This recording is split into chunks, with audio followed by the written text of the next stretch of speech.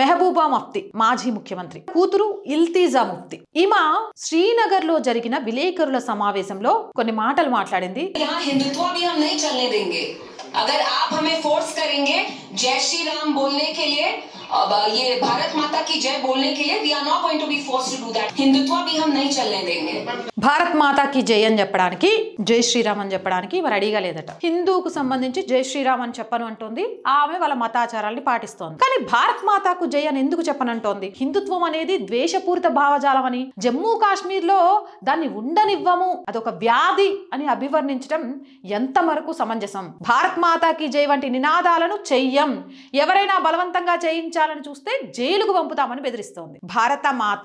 భరతమాత హిందువులకైనా, ముస్లింలకైనా, సిక్కులకైనా, జైన్లకైనా, క్రైస్తవులకైనా ఈ దేశం ఒక తల్లితో సమానం అని నువ్వు అనుకోగలిగితే ఈ దేశంలో ఉన్నదంతా నీకు సోదరి మనులవుతారు. కాబట్టి వాళ్ళ మీద ఎలాంటి హాని చేయాలి అని నీకు అనిపించదు.